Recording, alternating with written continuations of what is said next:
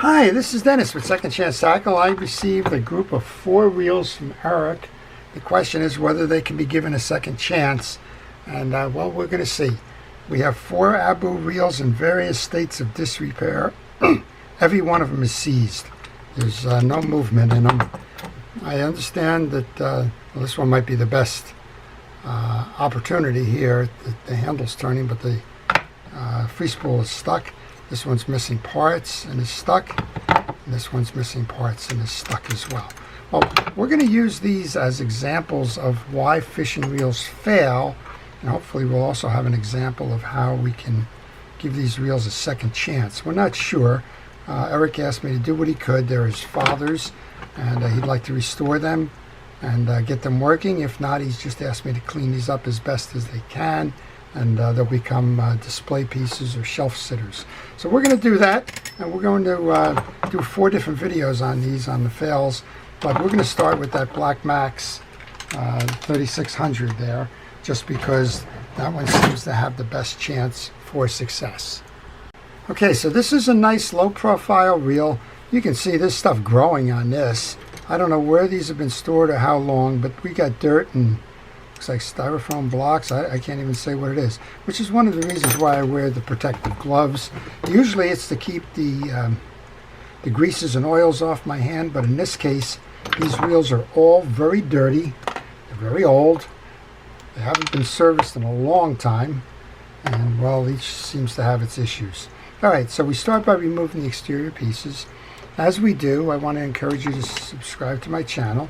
If you do subscribe to my channel, please use the notification button to let you know when I'm posting, and you'll have the opportunity to see if that's a video you want to watch. We work on all kinds of reels, and basically you're looking over my shoulder in my shop to see the reels that have come in, and well, to see how we try to give them a second chance. This is interesting. The little tensioner for the handle is on the wrong spot. There is an E-clip that comes off. I put these pieces into my parts tray. I use a fast food container for that. This belongs between the handle and the star adjuster. We can take the handle off now, and we'll probably go through a can of penetrating oil here. We're going to just throw some oil into that handle, let that sit, and we can remove the star adjuster now. I want to get to the spool. The spool's got a bunch of dirt and old line on it. I want to make sure that as part of this service that I remove the line from this so that I can do a better cleaning. And well, the only way for me to get to this spool is by removing this case. That star adjuster comes off. There's a series of tension washers underneath it. I guess we can just pick them up when we remove the case. Well, this is the telling story all the time when you have a reel that's seized or not working properly. It's always about the side case and what's underneath. Sometimes it's as simple as broken fishing line. Sometimes it's more complicated, like a broken part. All right, well, the spool came out. That's the good news. I'm going to use flits to clean this case up. I'm going to be able to remove that spool. I'm going to take all of the line off that spool. And right now, this is trapped. And it's trapped because there's a little plastic button on this side that grabs hold of it. It's inside the cup there. And when that button comes out, you should be able to remove the axle shaft. And that was a pull to get that out. So it tells me that there's dried grease in here. That's probably the culprit. Okay, let's do a couple of things here. Let's take the 2 screws off of here to see what's going on inside further. I want to get this side plate off because the side plate, the case, the spool are all just full of this filmed up old, well, I guess you would call it attic dirt or shed dirt. I don't know what else to call it, but it's just been something that Mother Nature has deposited there in a very long period of time. And well, that isn't contributing to the success of this reel, and we want to make it look good as well. Well, look at this. The inside of this reel looks darn new. Isn't that very interesting? Wow. I mean, that gear hardly looks used.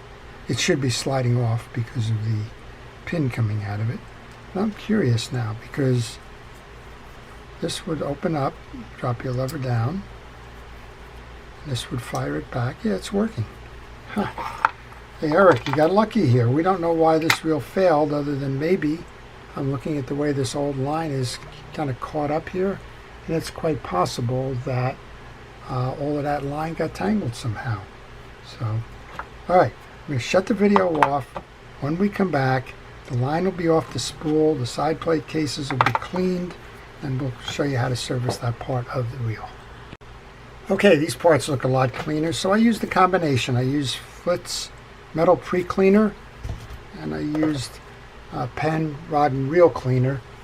Flitt's to kind of take off that old grime, and then the Flitt's to kind of dissolve stuff, the rod and reel cleaner to polish, kind of a deal. All right, I left this on because this is also a potential cause for the stickiness. There's just a bunch of old grease that was coagulated on the side plate, probably trapping the main gear. Remember, this one wasn't turning, right? Wasn't turning, wasn't having free spool release, none of the above. All right, well, I've just cleaned that out with a paper towel. We're going to set that aside. So I like to continue with the diagnosis. Like I said, this one looks, geez, almost brand new. Let's make sure that the line guide is moving nicely. Well, it sure is. And actually, there's a little bit of junk still here. Let's see if we can't get that off. But that's moving nice and easily. While I got this line guide moving, let's take the pawl out. There's probably some dirt on this. You take the pawl out, you remove the cap, you gently tap it, and it usually will fall out. This one might have a little bit of dried grease on it, so I'm going to use a micro pliers to pull it out. And when you work with a pawl, you want to check the 2 points. This is probably hard to see against the black glove. There's 2 points on that. Make sure that they're even, and make sure that the shoulders, there's 2 flat spots where that comes out of, are grease free. These are in pretty good condition. Okay, I'll put the pawl back into the let's put the pawl back into the carrier. I'm going to use fishing reel oil to oil the worm gear. It's clean. That didn't suffer from the dirt damage, whatever caused that. I'm going to use my micro pliers to put the pawl back in now. And this setup on this reel has the line guide driven from the main gear section.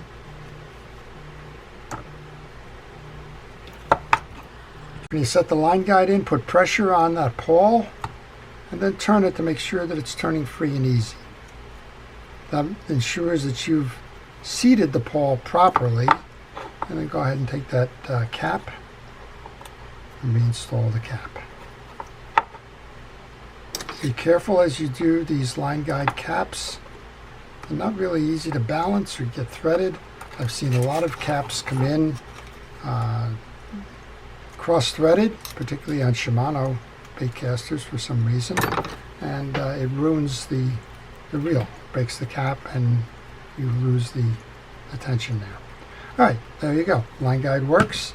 Let's service the spool. The spool cleaned up nicely once we got rid of all the old line. There's 2 bearings in the spool, 1 on each side. So I'm going to pull that cap on this side.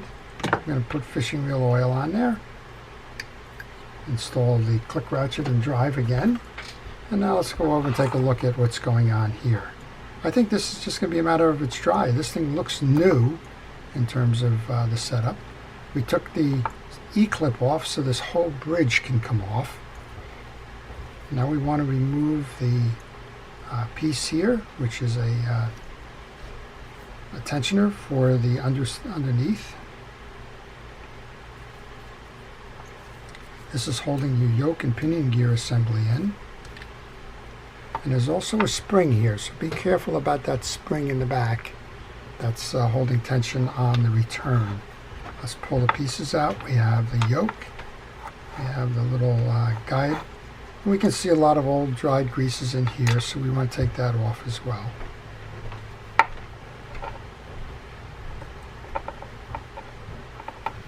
This last one comes over the top. This is a good place to tell you to take pictures. If you don't know the assembly, well, doing what I just did could be hazardous. It could result in you getting all mad because you can't remember how the pieces and parts go. Well, taking the pictures will help you to see the orientation of those pieces and parts, which came off first, which came off last, and so on. And that's going to help you when you go to reinstall, like what we're going to do right now. I'm going to put that one, this is the trip mechanism for the thumb bar release. I'll clean up the jack. That goes on the throw here. We're going to remove the pinion gear. This is dry.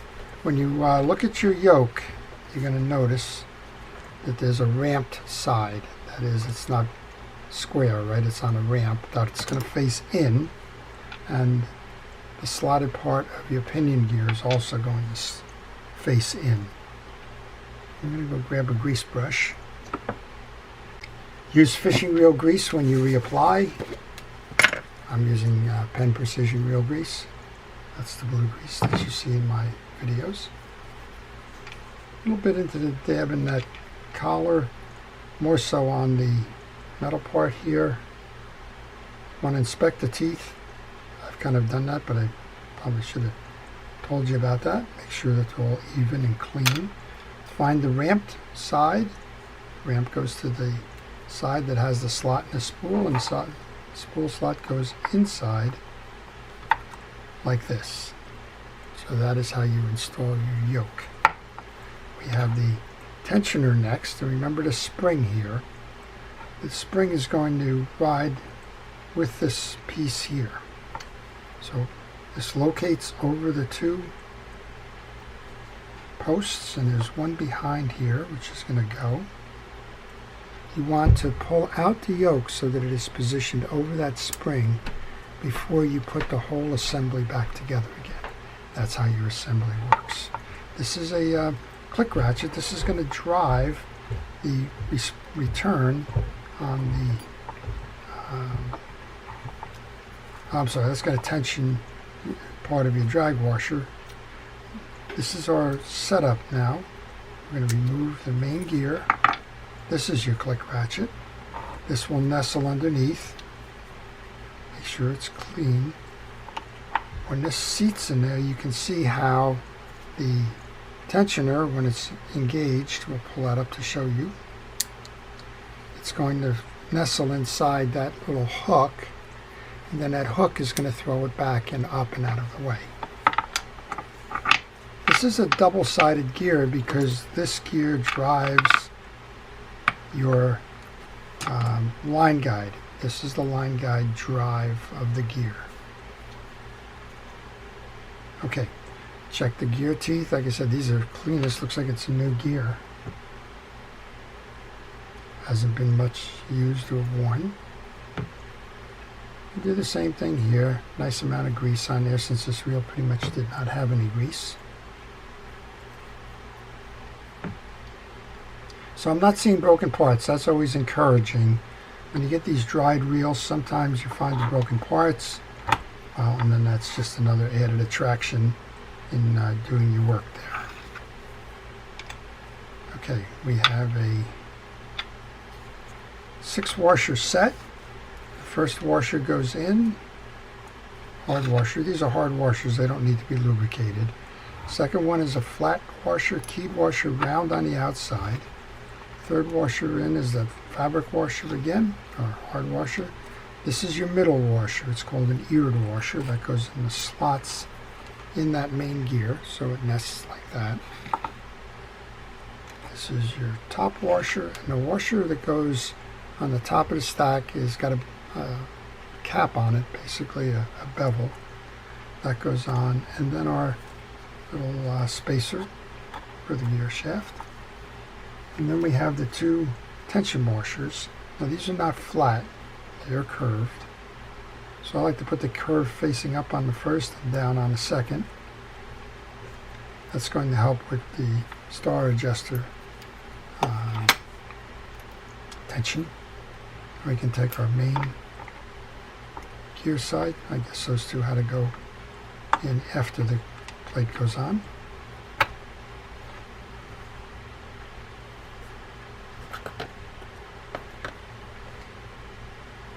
And we can take the 2 side plate screws. I always have trouble with small parts, and you're gonna have to just bear with me as I work to get these on. I think we can do this with a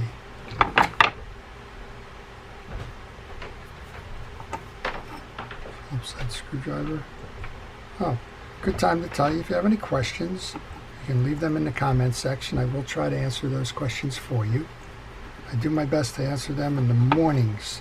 So if you're asking a question in the evening or afternoon, I probably will not get to that until the following morning.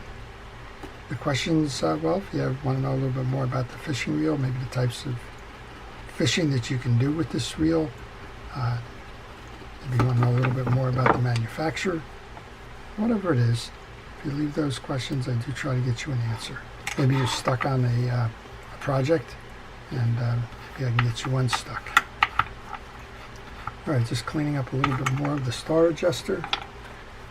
Just the one cap I didn't clean off with all that old dirt and dust was that adjuster cap there. Make sure that you have that plastic piece inside there. Go ahead and tighten that up. Put the star adjuster on.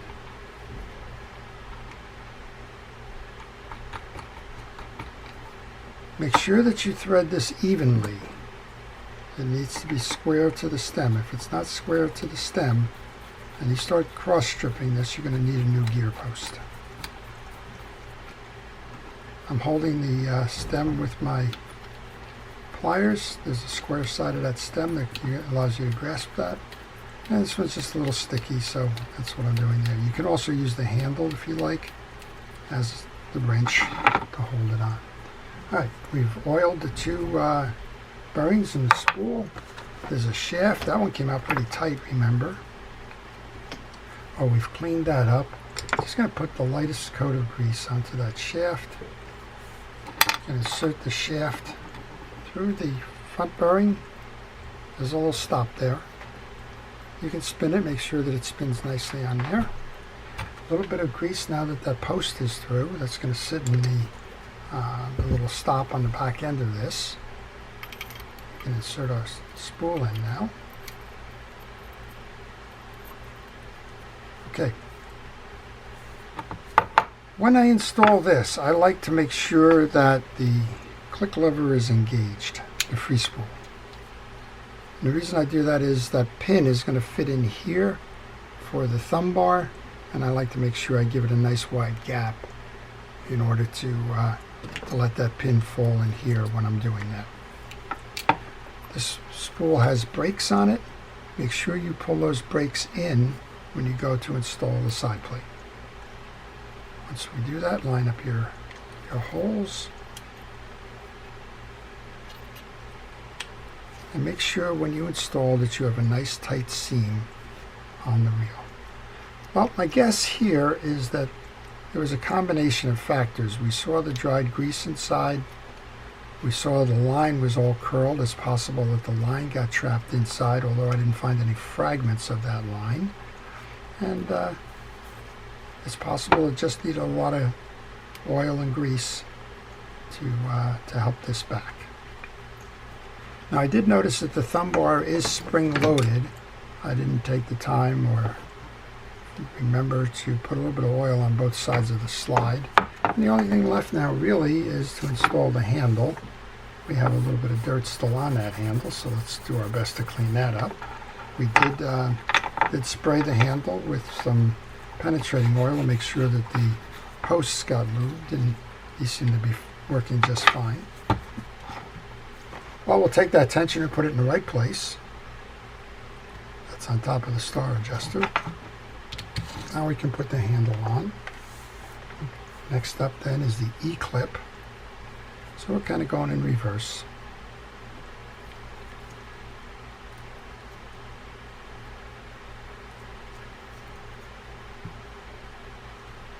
So sometimes you just don't know. You can kind of hypothesize about what the cause of the failure is. Sometimes you just don't know. Sometimes you fix it all by itself, just going through the general service, and Making sure that everything is up to spec, that it's been cleaned, that all the dirt and grease and oils and that are out of there. And well, when you go to reinstall, the problem goes away. Alright, make sure that this one goes on nice and square as well. I hand tighten that to make sure that the threads are right. And then I try to tighten the rest of it using a wrench. If you line up the flat side of the nut with that hole, generally the cap is going to fit over that and align to the hole in the handle, which is going to help the tie down. That's what it's doing here, the tie down screw. And I can't wait to see how we did. So I got 3 more of these reels that are frozen. I'm just wondering if any or all can be solved. Alright, remember, we've got the button is in the down side. Let's turn it.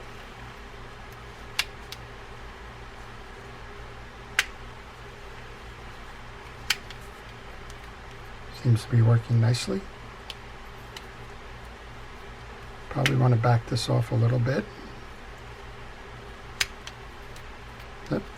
So because this is driven by the gear side, that line guide will not move during casting. So when you go to cast, always take the time to center the line guide. That'll extend your cast. All right, it's working nicely. Look at that. We've got a reel working again for Eric. What's the chances of that happening with the other 3? Well, we're going to find out, but this one definitely has a second chance. Well, I hope you've enjoyed it. If you did, please like the video. And again, if you'd like to see these, please subscribe to see more. Hit that notification button.